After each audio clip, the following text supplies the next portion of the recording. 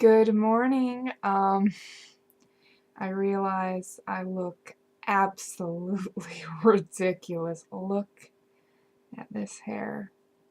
Yep. This hair is pretty much the representation of the fucking shitty motherfucking week that I have had.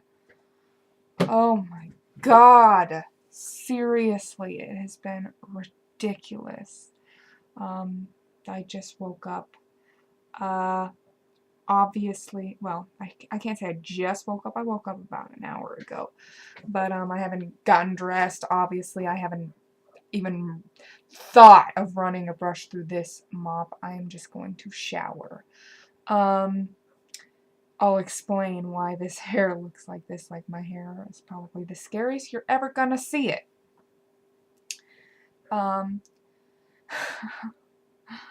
So I've already talked a little bit about this. I got dumped on Monday.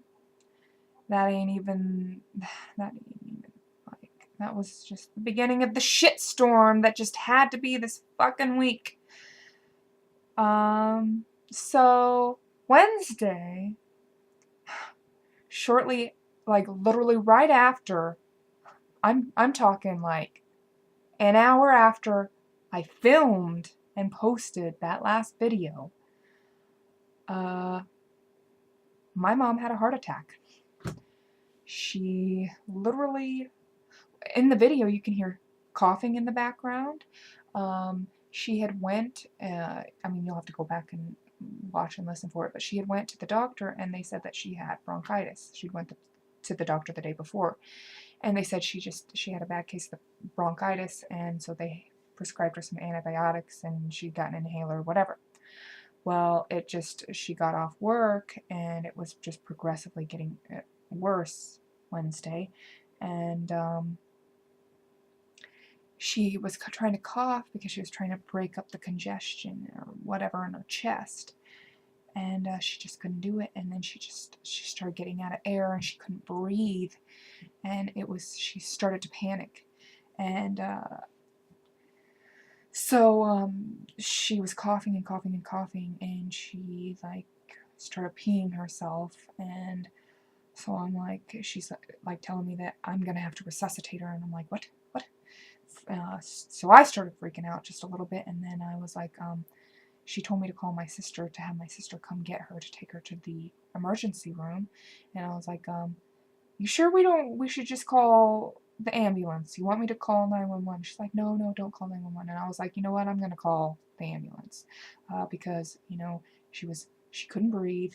She was afraid that I'd have to resuscitate her. What if on the way to the hospital she stopped breathing, and she's in the vehicle with my sister, so what can my sister do, And so I called the rescue squad, and they came and got her, and they did a little measure of her oxygen, and she was really low, like she was barely breathing. She was barely getting any oxygen at all, and so they took her in the ambulance. I had to stay here because I was watching my niece. And then my sister ended up calling me from the emergency room and said that she was experiencing flash pulmonary edema. Her lungs were just rapidly filling up with fluid, and which is most oftenly associated with heart failure or a heart attack. And so she had to be life flighted. At this point, we didn't know what was going on.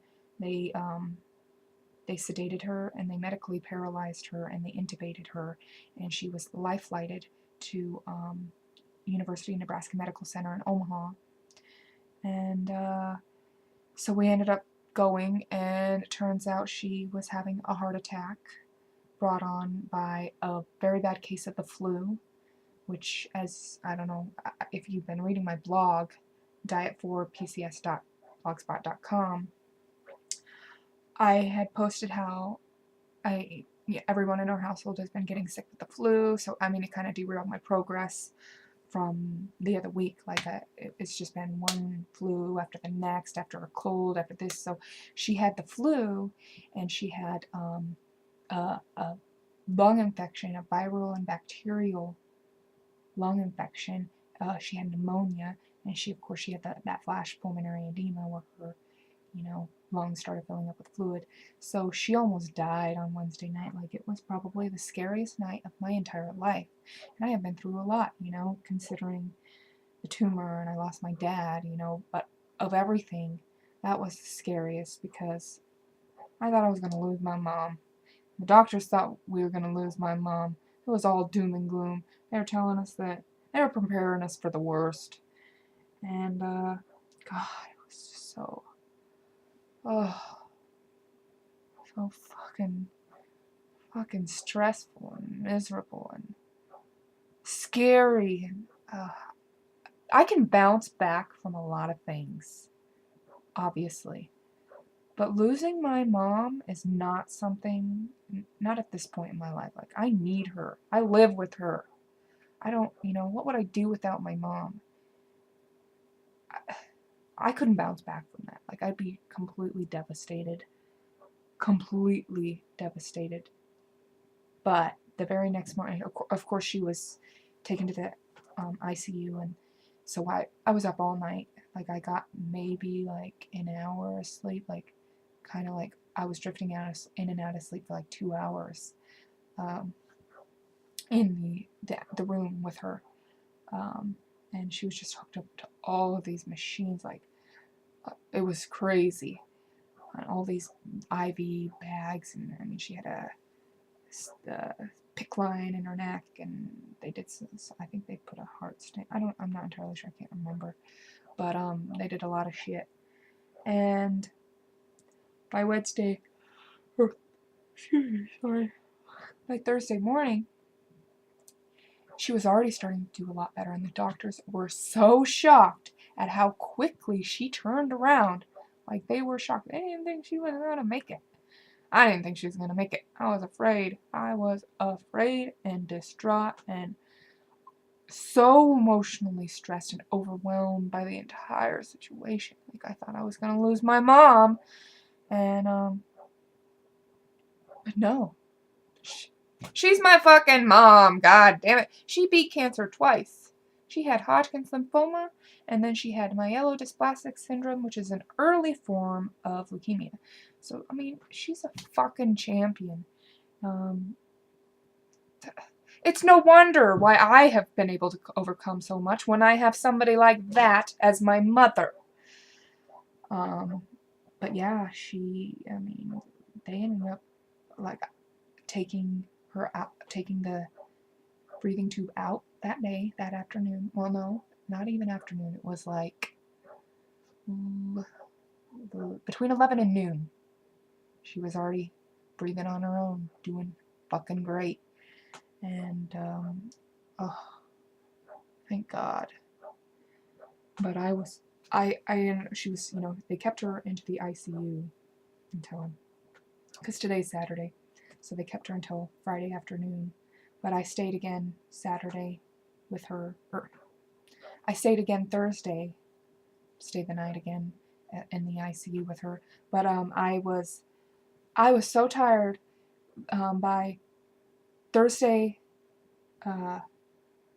afternoon. Both me and my mom took a nap at the same time, and I'm sleeping. I slept for hours. And there's, nurses and techs and people coming in and out and doctors. And I was oblivious. I was passed out on that cot. But I did remember one of the male techs came in and he helped me with the cot because I don't know, I was so stressed, like so overwhelmed and so stressed, like But I slept for most of Thursday, but I was there with her the entire time, and then I stayed the night again with her in the ICU, and then yesterday I was there until right when it was like 4 to 5 p.m., right when they were going to take her out of the ICU and put her in a different room. She's still in the hospital, but she's no longer in the ICU. So that's very good because she's doing so well now. So I ended up getting a ride home, between 4 and 5 last night, and I didn't get here until because I had to go grocery shopping. I had to pick up a few things for the house, and so I didn't get here till between 7 and 8 o'clock, and I I had some fucking pizza. I was not caring about anything. I needed some emotional eating. That's what I needed. And I had a little bit of that last night. And I don't care. Because I needed it. I needed something. And I went to bed like at 9. Because I was just still so overwhelmed by everything. And so I woke up this morning and, oh, the phone is ringing. And I'm probably going to have to answer that. So I'm going to stop this for a second. Okay, I'm back. But yeah, the reason why my hair is so crazy, like it's never this crazy, not even when I wake up in the morning, isn't it? I think this is probably the craziest my hair has ever been. I took a shower. I had to sneak a shower in Mom's room because they have the nurse said that they would look the other way while I did it, but I had to do it fast. Well, I didn't have any shampoo or conditioner. I had a bar of soap. And so I used a bar of soap in my hair, and this is like pretty much, this is what happens with my hair. Yeah. That's some scary stuff right there. So, but yeah, that's what's been going on. So I've been off track with my, I was on track, off track, on track, off track. Just, it's either been one thing or the next. It's been either being fucking sick with the goddamn flu or this or that sickness or fucking fuck of a fucker. God damn it! Like seriously, I need this to stop for just a little while so I can get back to everything. Yeah. So that's what's going on, and that's why I look like this, and so hopefully everything's good now. I'm Mom's gonna have to, she's gonna come back, and I'm gonna have to help her a lot. Like a lot. I have to make sure every time she goes to the bathroom that she doesn't fall. Sorry. But I gotta clean today. Gotta take care of these goddamn animals. Yeah, I think that's all you're gonna get from me today. So hopefully next time you see me, next time I make one of these video logs, I'm gonna be looking a lot better. And feeling better too. Like I'm getting drunk tonight too. That's what I'm doing. I'm getting drunk. I don't give a fuck. Yeah, I need it. I need it. I need it. I need the stress release.